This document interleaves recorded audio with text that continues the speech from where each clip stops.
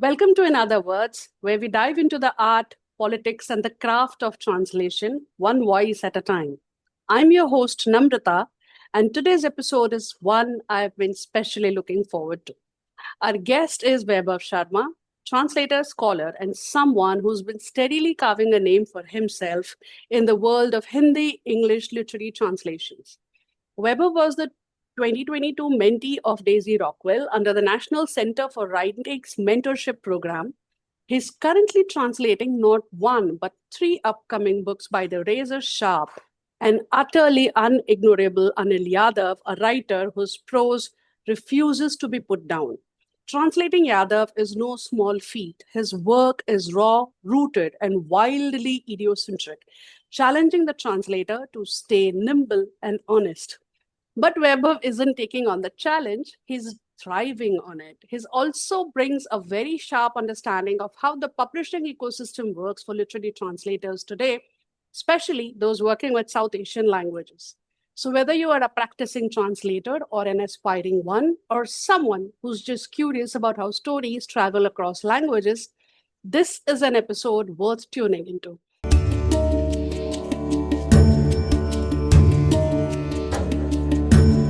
Welcome, Vaibhav. Thank you so much for your time. Thank you, Namrata, for having me, and thanks for the lovely introduction. That was so wonderful. Thank you. So let's start at the beginning. Can you talk a bit about how you see your role, not just as a translator, but almost as Mhm. a cultural bridge or interpreter for a new readership? Of course. So I've been doing this for last 4 years, on and off in the beginning, of course. And you start out into a dark. So, but then you slowly realize that you are not just putting exchanging words for other words. It's not just that. It's you're not swapping language for language, because if that was the case, we have many AI tools that can do that. I mean, you can swap words for words, but the point is to translate context. Point is to translate the feeling of the text. What is the writer trying to say? What is the writer trying to show? What does every word mean? So yeah, we are technically translating cultures. I'm taking something, and I'm not saying I'm taking Hindi to the reader.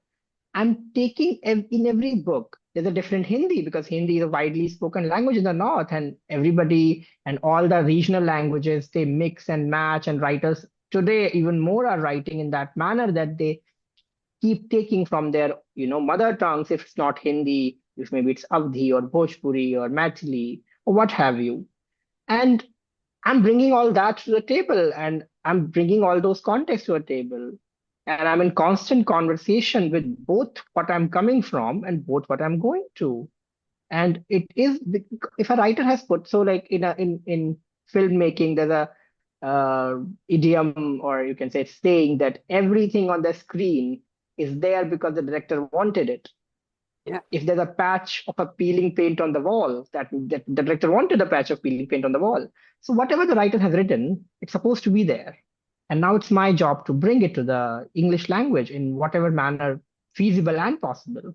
So yeah, I do see it like that. It is a translation of cultures and a carrying over of idioms, expressions, words, context, even subtext, because that is also important. So yeah, that is true. True. True. That's very beautifully put. So, how do you decide if a text is translatable enough or if it should be even be translated at all?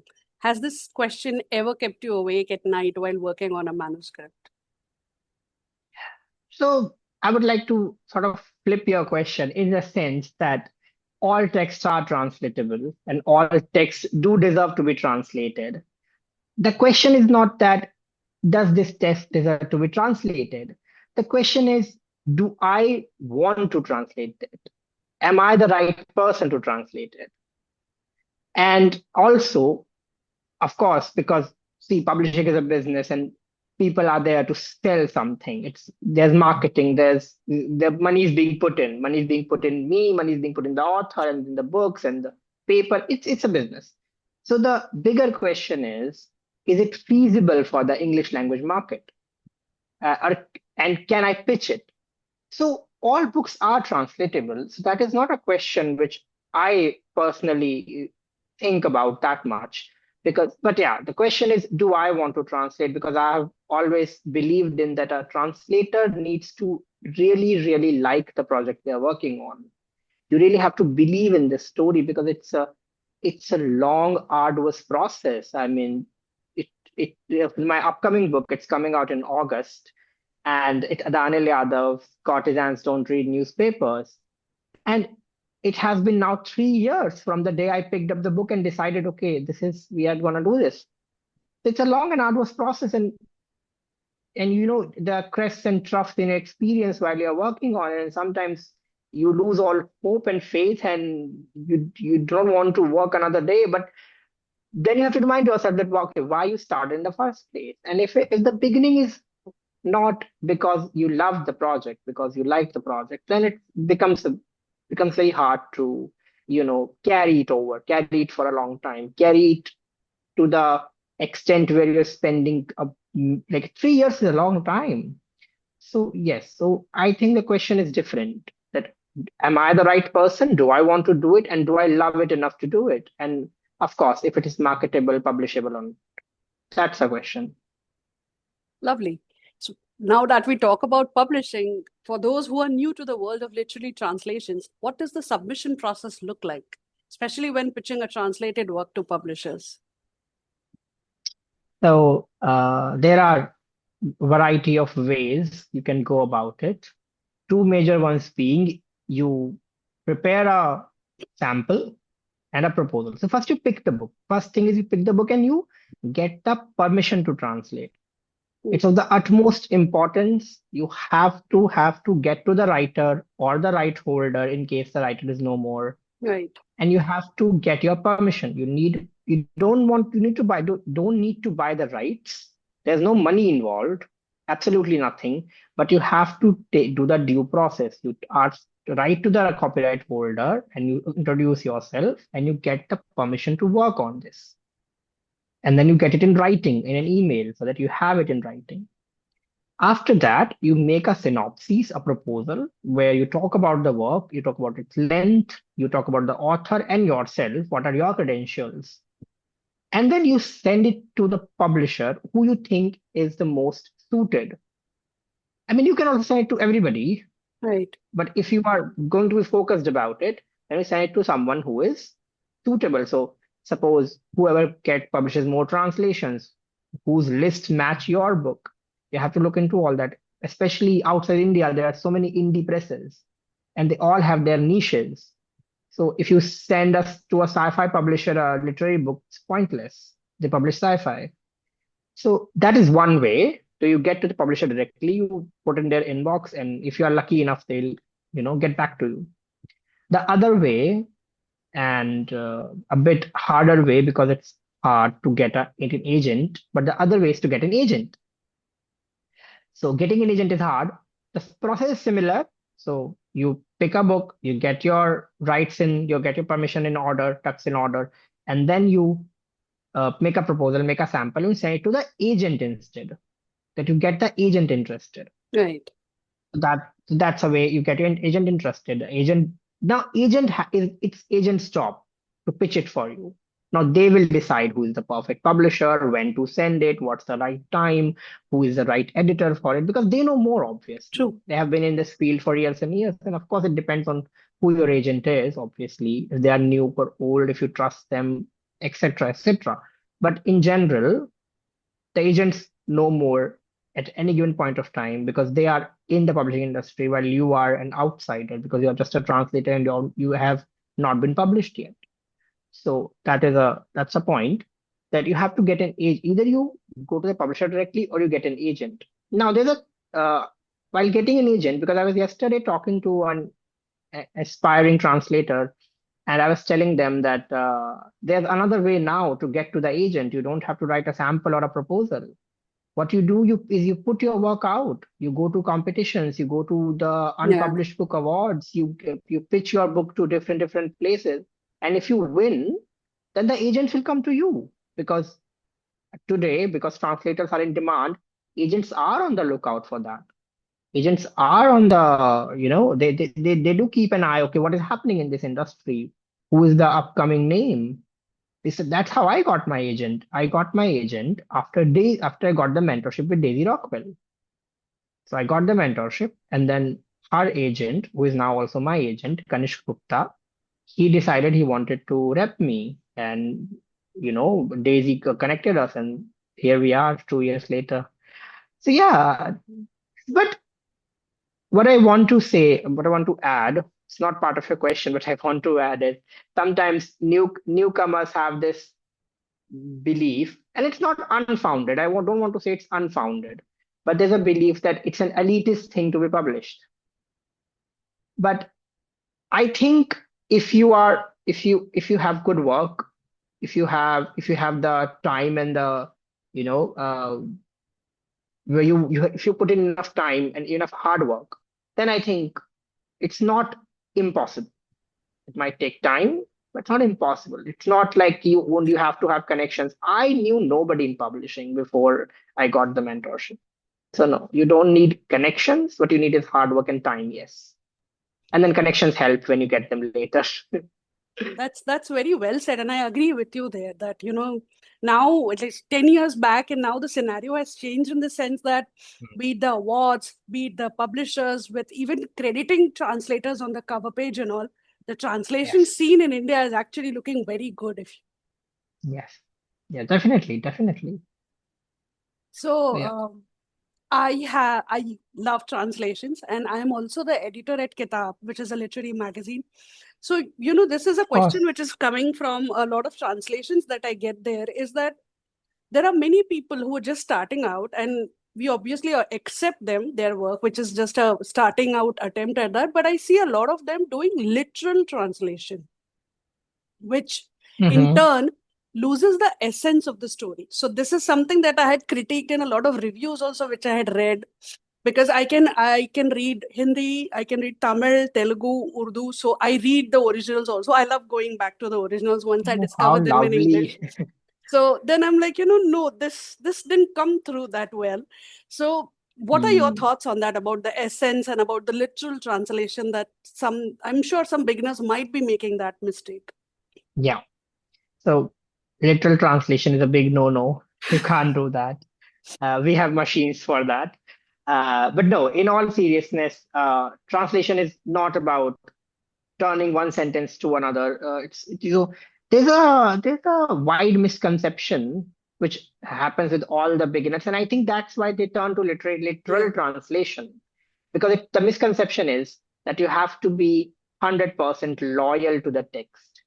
This idea of the fidelity to text, which is Yes. a very old idea now, and I think no translator worth their salt are gonna put themselves behind this idea. You Because when you are changing languages, especially languages which are so different from each other, I mean, Hindi and English are just different syntax. You cannot even build the sentence same way. It's not the same for European languages because they sometimes have similarities. But between Hindi and English, or any Indian language and English, mostly the syntax is different. And you can't build this when you can't copy the sentence structure, because it's completely impossible. Right. Then what fidelity is there? So I think the beginners need to unlearn the idea of fidelity. Once you unlearn this idea, once you feel liberated enough or feel empowered enough to play with the language, play with the sentence, play with the text, you can move a sentence around. A few lines can go back and forth because in English it makes more sense. Yeah. Like for example, in Hindi, when a sentence is written, generally, I'm not saying every sentence, but generally what happens, that sentences are built in a manner that there's a reveal at the end, that something is being told, and the major point of the sentence is at the very end. You can't do that in English. It's not possible. Yeah. It's beautiful, it's lovely, it's uh, wonderful to read, but it's not possible. So you have to get away from the idea of fidelity, and once you are over it, and it's a hurdle for everybody. And Daisy G and I, we discuss it a lot. And all new translators need to be told, like it's like they are being given permission that you can change the structure of the text. Wow. Something can go up, few sentences down. The point is to get the meaning across. So Right. once you have that, I think the literal translation problem can be solved, because once you don't have that idea that, oh, I have to stick to this very arduous sentence structure or that paragraph structure, then I think you can move ahead and stop the literal translation. Yeah. True. True. I completely agree that fidelity of text is where this whole issue is coming Mm. from. So, as you mentioned, Daisy Rockwell, you were mentored by her under the NCW scheme. So, what were the most valuable Yes. lessons from that experience? And how have they shaped your practice as a translator? Oh, well, so many. I mean, there are hundreds. I can write a book about it. Wow. But one of the major ones is this. So this Hmm. thing about you don't have to be loyal to a text. It was a Right. major learning thing for me also. For everybody, it's for everybody. So if you are currently a beginner translator and if you think your translation is going literal, it's all right. Just try to get away from it. It Hmm. happens to everyone, but you try to get away from it. Try to, okay, no, I'll change it, because second part, because now it will come in continuation. The second thing, which is a major thing I learned, is edit. Hmm. It's not a one-time process.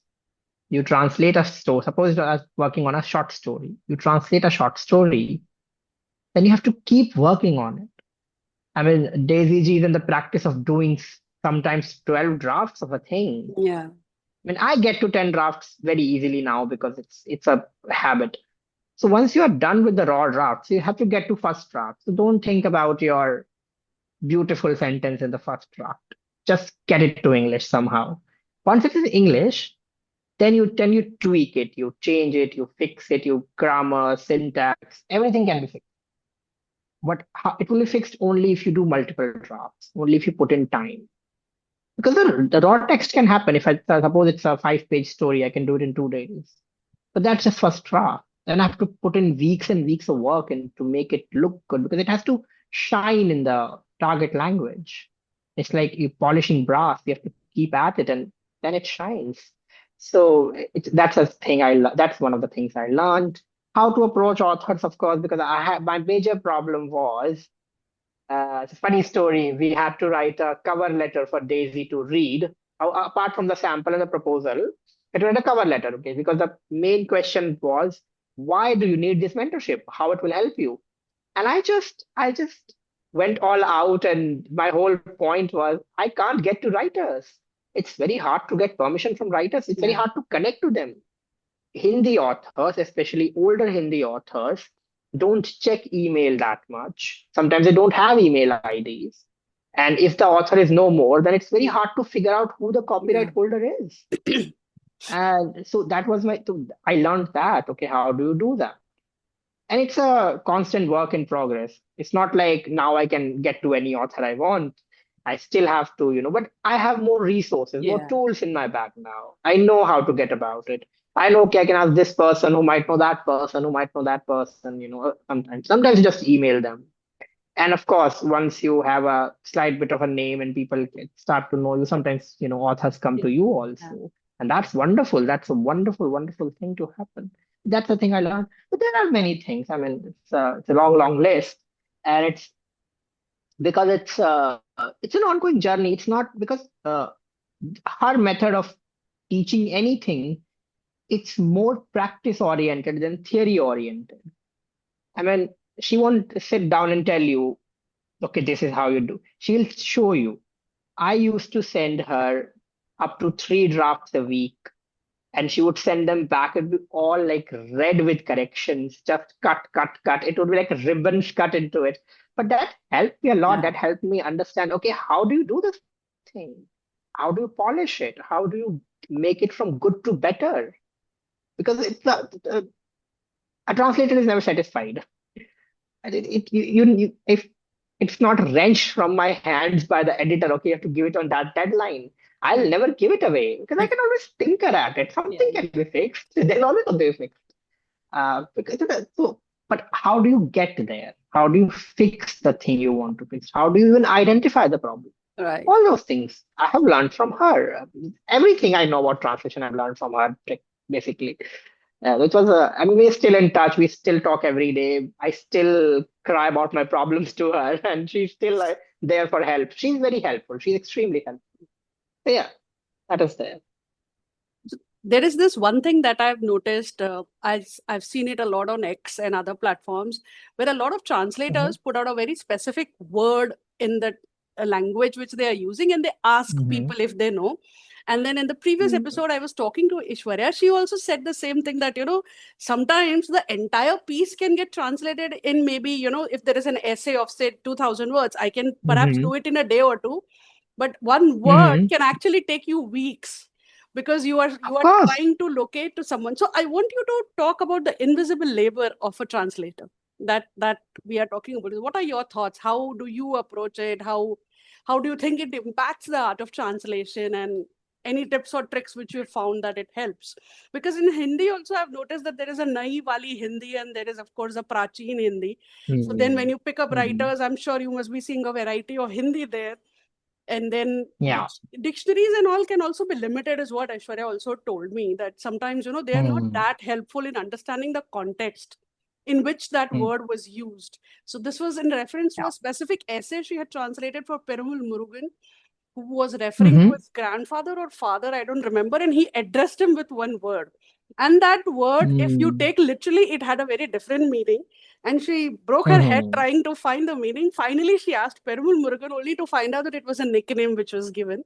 Because in childhood, he Ah. used to play with that or do something else. It was a very Hmm. funny Hmm. inside joke kind of a thing. So it wasn't even the real meaning of that word which was used. Hmm. I can, before I answer your question, I just thought of a similar thing that can happen with Hindi. That's why we discourage AI translations and Mm. translation tools, because they can't get to the nickname part of Yeah. it all. So in the part of UP, from Lucknow towards Allahabad, older women used to call their sons bhaiya, and their grandsons also. My nani used to call me bhaiya. If a machine is translating it, They literally make bhaiya is it brother, brother. brother. But that's not what she means. It's a way to address your son, bhaiya. And there's no machine that can know that. It's a very place specific, context specific thing. So yes, I think all translation labor is invisible. Translators were at one point translators were encouraged to be invisible, Yeah. and not just in the sense that their names were not on the cover or they were not given credit. No, they were encouraged to be invisible in the text itself. That you were told very categorically, okay, the reader should not realize it's a translation, which Mm. is just wildly absurd to me, because why not? What does it matter? Once you're reading a book, you're reading a book. It's words Yeah. on paper.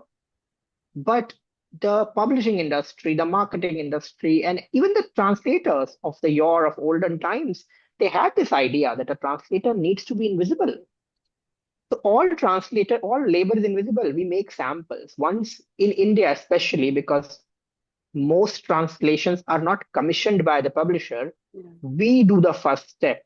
We decide the book, we write a sample, we write a proposal, we send it off either to the agent or the publisher. All that labor, nobody's paying for us.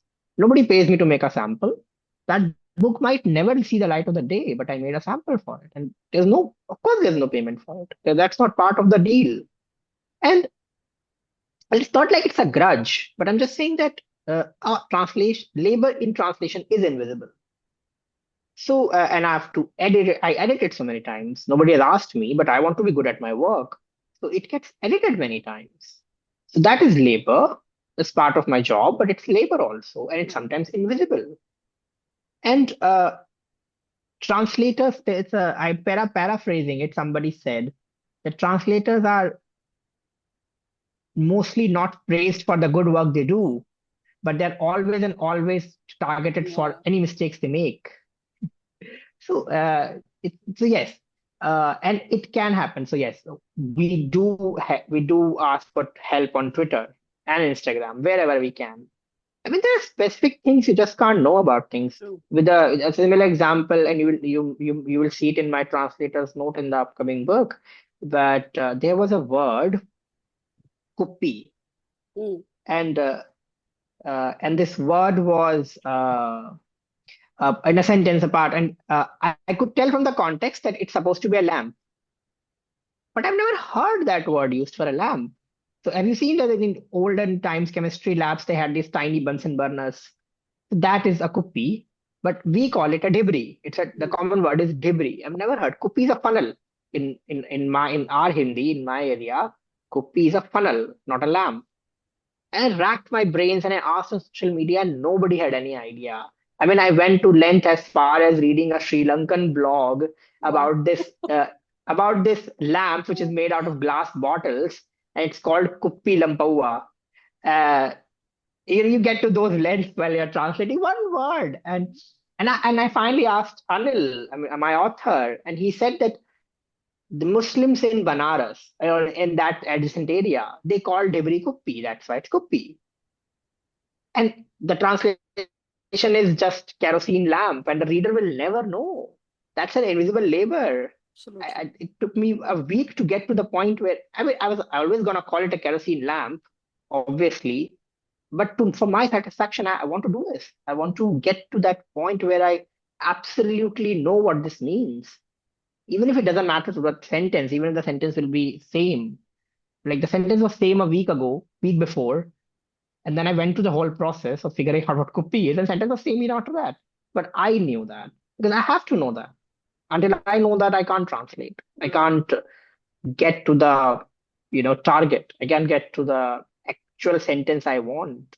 So yeah, it's all invisible labor. True. True.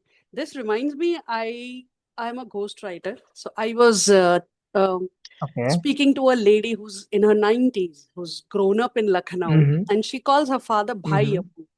That is a very interesting story Mm. because I was, the moment you and she's a Muslim, of course. So in Abu, you understand, but Bhai Abu. So the story is that उस जमाने में they all used to Mm. get married very young. They were like barely in their teens when they Mm. had kids. So the children Mm. were not encouraged to call them Abu, like the children were encouraged कि Bhai Abu, so that it looks respectful, but you still respect the age that they are Mm. also equally young. You barely have a decade or Young. so of difference. Yeah. I completely Mm. understand. This words also carry so many stories of dialects that we find in India. Definitely. Definitely. I mean, regional languages are everywhere. Even if a writer decides to write in Hindi, but their mother tongue is not Hindi, that doesn't mean they have forsaken the mother tongue. It will come up. It will be there because they have grown up with it. I mean, if it's not there, then it's clinically done, and that's not good. It has to be there. It will come up. It Absolutely. will permeate through the text. There's no way it won't. And as a translator, you don't have to know it. Yeah. You can ask. You can get to a dictionary, internet, social media, even a writer. But you have to be willing to do that. Then okay, I will ask. You can't know everything, Yeah. obviously. That's not why people become translators because they know everything. They're a dictionary. No, we have dictionaries. We all use dictionaries all the time. Internet dictionaries, physical dictionaries, social media. Everybody helps us. But so you don't have to know everything, but you have to be willing to get to that place Yeah. where where you are willing to do that work. Okay, I will find it out. And if I can't, I'll ask my writer. Why not? It's not a bad thing to ask your writer. I mean, True. I used to believe it's a bad thing to bother your writer, but no, you should ask your writer. Yeah. Of course you should. Yeah. Yeah. So coming to Anil Yadav, whose books you've been translating now, how did you first encounter his work and what made you want to translate him? Well, unfortunately through Amazon. because because in India, in my city, there are no bookstores. My city is a sad city. There are no bookstores. There are academic bookstores, but there are no fiction bookstores. And even if you go to Delhi, and it's very nearby. Even if you go to Delhi, not all bookstores have Hindi. And even if they do, the selection is quite limited. And so Anil Yadav, this particular book, Nagar Badhu Mein Akbar Nahi Padti, it was published in 2011. Finding it in a bookstore will be a miracle. So I wanted to apply to this mentorship program, and I needed a book for it because they ask you to send a proposal and a sample of a particular book you want to work on, and I wanted a book, and a book I can get rights to. So, which I didn't, by the way. I applied to the mentorship. I didn't have the rights, and that was my problem. I didn't have permission to translate it. Wow. But the but the mentorship program, they had specified that you don't have to have permission. We'll help you get it if you can't. So that was a caveat. But see, the problem, it was my problem. I couldn't get to the writer. So I was going through Amazon. I was looking at different books because that's your only way to find books. And yeah, I saw the cover. It was wonderful cover, lovely title. Nagar Vadhuein is a not a very commonly used word anymore. It comes from an archaic part of Hindi, which is out of use now. Nobody calls anybody a Nagarvadhu. So the title really, and the cover has an Ashok Bhaumik painting. Would you like to see? Yeah, yeah, please. Oh, so it is somewhere near. Oh yes, here it is. Uh, my desk. So this lovely Wow. Ashok Bhaumik painting, and I was just hooked. And then Yeah. I read the description, and it's a collection of stories and one novella, five stories Okay. and one novella, and the novella is set in Madhwadi. Madhwadi is India's second largest red light area. It's in Banaras, and I've studied in Banaras. I've lived 3 years in Banaras. So that's a lovely connection. Yeah, okay, so book set in Banaras could be my first book in, first book to come out, first book I will get to work on probably. So all those things. And then of course then I got the book and then I read the book because it can always happen that everything aligns and then just you don't like what is written inside. You don't like the style, you don't like the story, you don't like where it is going, you don't like its politics, so many things, of course. And a translator gets to choose. But I just fell in love with the writing. It's wonderful. It had, because he was a journalist at the time, it has that journalistic, very specific, pointed, uh, way of looking at things, and he really sees it from inside also because he is there, but from above also. So he's not attached that much. Yeah. So it's a different perspective on everything. So yes, just fell in love and then I had to work on it and I submitted it to the mentorship program. Yeah, that was how I found it. Yes. Amazon is the answer. Unflattering answer is Amazon. No, I can understand that because I also live in a very remote location. We don't have any bookstores. Hmm. I heavily rely Hmm. on Amazon. Guilty, but I don't have a choice Yeah, unless I decide to travel. Yeah. what can you do? Yeah, What can you do? absolutely.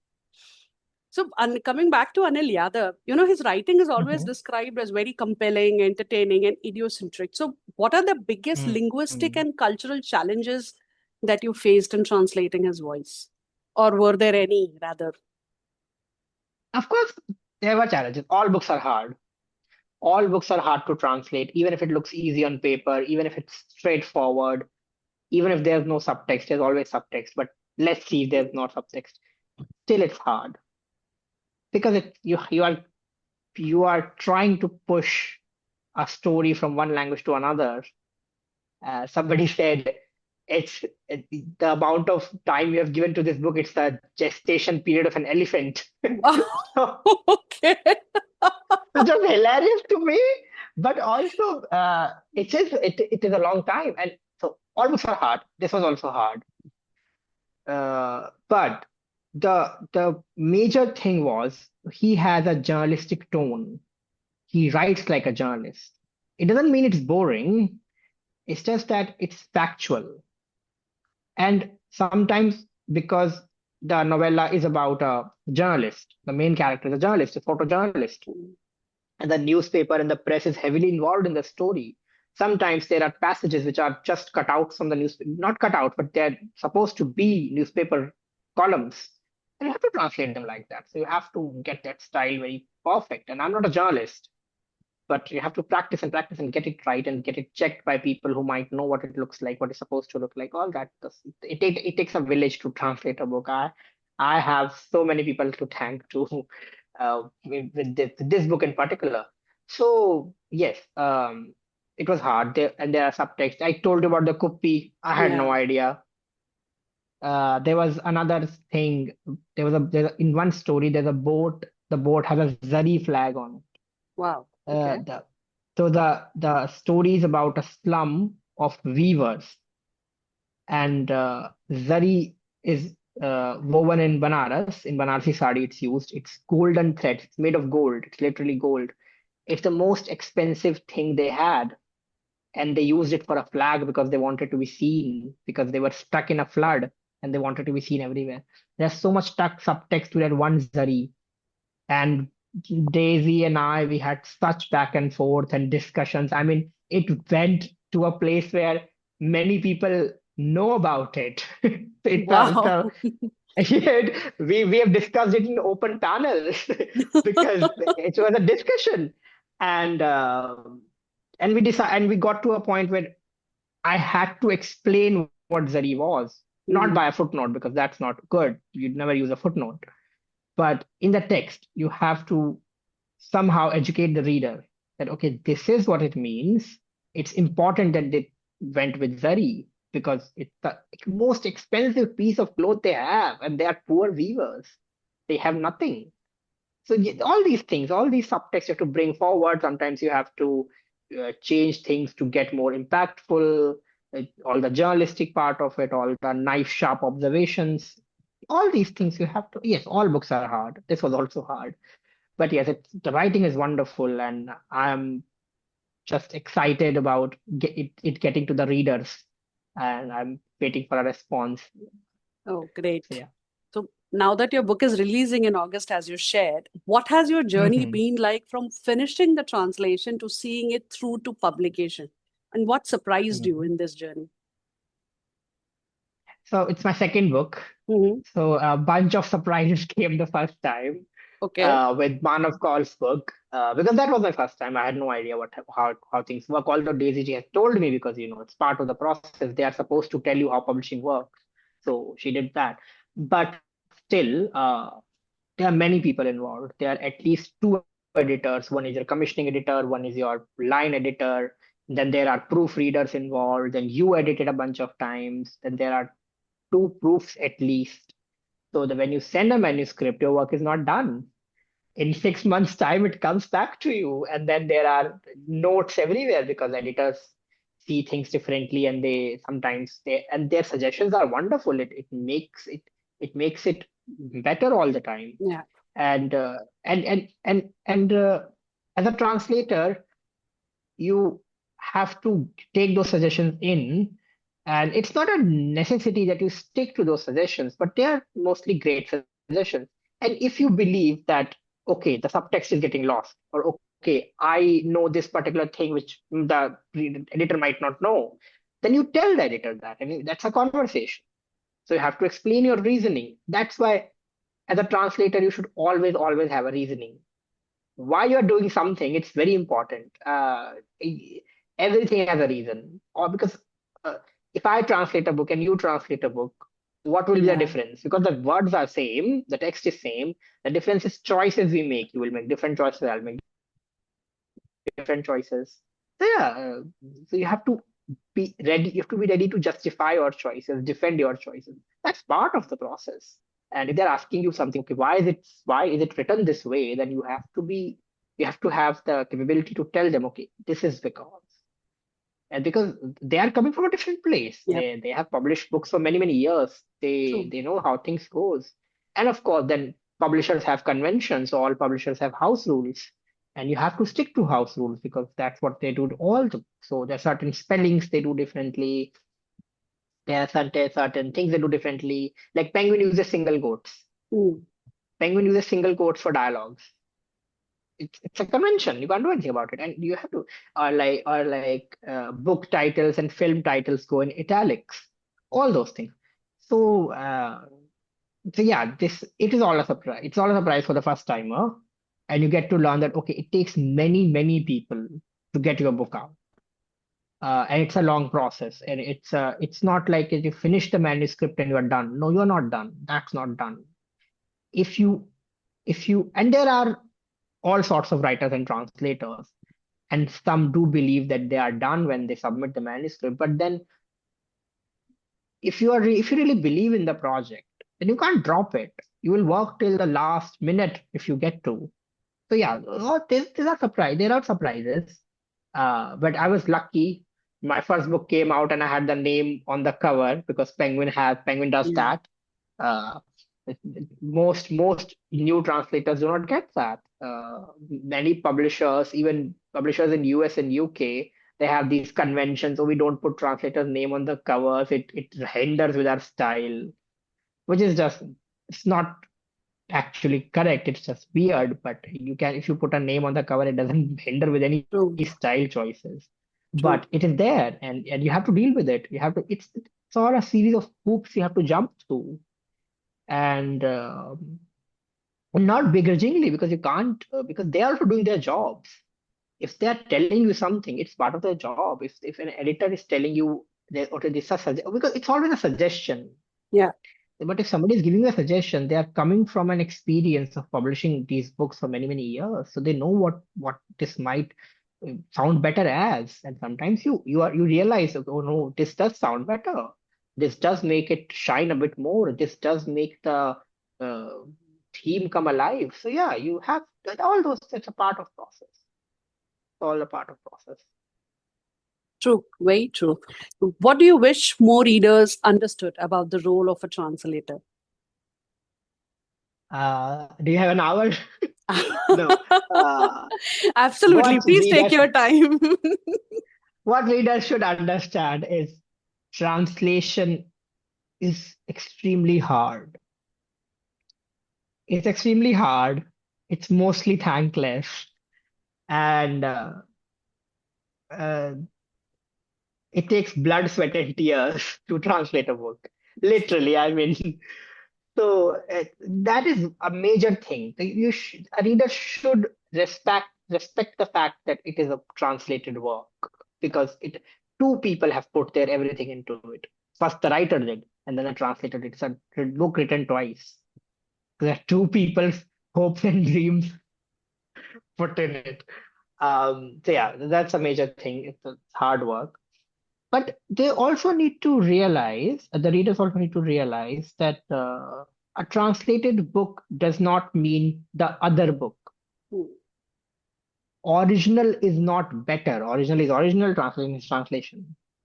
This idea of something gets lost in translation. Probably what got lost in translation was supposed to get lost.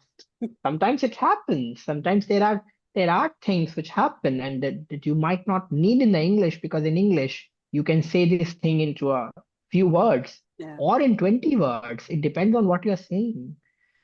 So it's not the other book. It's not the secondary version of something. I mean, and most translation readers, I mean, I believe, and it happens. Many translation readers are readers who can actually read the original.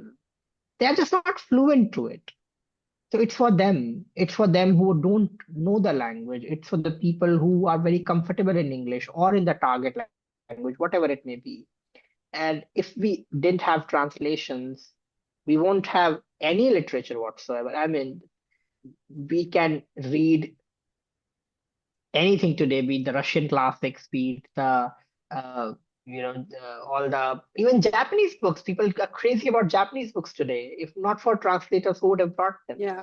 So it's important to understand the importance of a translator and the hard work of a translator. I mean, not asking that translators be put on a pedestal, but you have to understand that it's hard. It's a hard work, and not not everybody can do it because it takes a certain skill set and practice and years of work goes into something when it becomes a full-fledged book. So yeah, these are things readers should keep in mind. I mean, if you don't, it's fine. You still read my book. I'm happy. But if you do, then yeah, that's wonderful. So I grew up outside my home state, which is Andhra Hmm. Pradesh, and we've been like what 4 generations who've grown outside the state. So I Uh-huh. started learning my mother tongue, which is Telugu, when I was a teen, because it wasn't I that see. important. We spoke in English, we spoke Hmm. in Hindi, and things got done in Gujarati because I was born and Yeah. brought up in Gujarat. So I through see. translations is how I actually got introduced to Andhra Pradesh. I saw the different Mm. dialects that we had, the regions, the regional specialities Mhm. when it came to cuisines and everything. And then, of course, that's what led to my learning how to read and write Telugu. So I have immense respect because the moment I read that English book, I was like, wow, this detail, even my father or my mother could not tell me about so many things. This person has managed to bring Mm. onto that book.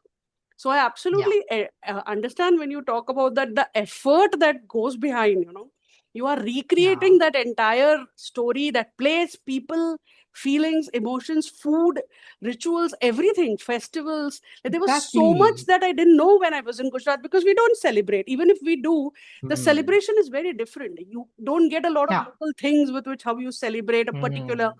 festival in that region. So it was all such a new world for me. That was the first translation which I had read. And of course, since that I Wonderful. started picking more translations and learning about languages and places. But I absolutely agree with you. The effort is just multi-layered. So Yeah, it is. It yeah. is. So this brings us to the last question. If you were Mhm. mentoring a new translator today, what's that one thing you would encourage them to unlearn before beginning their first serious project? Hmm. The fidelity thing, said it Hmm. before. You don't have to be loyal to the text all the time, but also don't invent details. It happens. Some new translators, it happens inevitably. Yeah. You invent details. Okay, the wall doesn't have a color. I'll give it a no. This is not there. It's not there.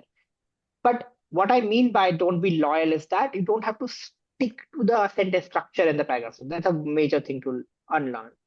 A piece of advice I would also like to tell is do not translate the book completely until and unless you get a contract. You make proposals and samples because just because you as a translator think this is supposed to be published doesn't mean it will be published. So till you get a contract, do not finish the manuscript because you are putting in a lot of work. It's a lot of work to finish a manuscript, and if there's no guarantee that will get published, then you can work on another project. There are at least two books at this point which I have samples and proposals for, but no publisher as of yet, and I won't finish them till I get a contract. So you do not finish a book. You make samples, you make proposals, and you move on to the next one while you wait for a response. Yeah. Always have multiple projects going. You should always have everything on. If you have four burners, everything there should be one pot on every burner because anything can fall through any minute in publishing. Your synopsis doesn't get picked, you don't get an agent, you don't get a deal, your contract gets delayed, something else happens, the writer loses interest. Anything can happen. So you have to have, so if something falls through, you have to have something new because you have to be in a continuous work because how would you practice? True. If you don't have projects going on, how would you, what would you translate? uh, and it's not like learning language where you can take normal actual sentences, write them down again and again. You have to work on a feasible probable text, you have to work on a full-fledged novel or a short story, a published text.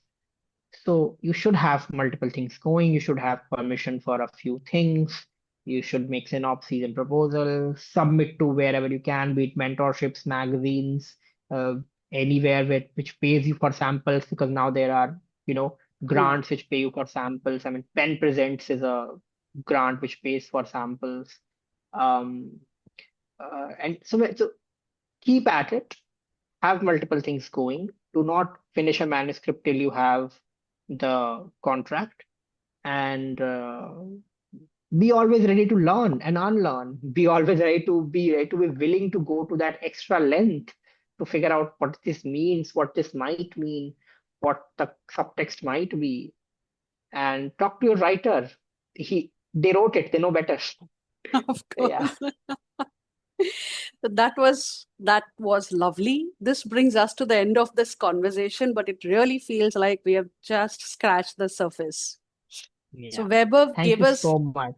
it was wonderful, Vaibhav, interacting with you. You've just not given us a window, but you've actually shown us through the door what the challenges of translating can be, especially when you Yeah, are working with likewise. writers like Anil Yadav, and the constantly evolving role of a translator as a bridge builder, Mm. editor, cultural mediator, and sometimes even a co-conspirator. Yes, definitely. Definitely. From his time with Daisy Rockwell to his ongoing academic work to the nitty gritty of navigating publishing pipelines, Weber's journey is a reminder that translation is not just about language, it's about listening, noticing, and choosing with care. If you enjoyed this episode, share it with a friend, a fellow translator, or anyone who's ever wondered what it means to carry a story across borders. And thank you, Weber, for being here. Thank you, the Thank you so much for listeners. having me. Oh, it was fun. I learned so much about the translation process. It's always so informative and actually insightful to have these conversations. Mm, I'm glad. I'm glad. Thank you.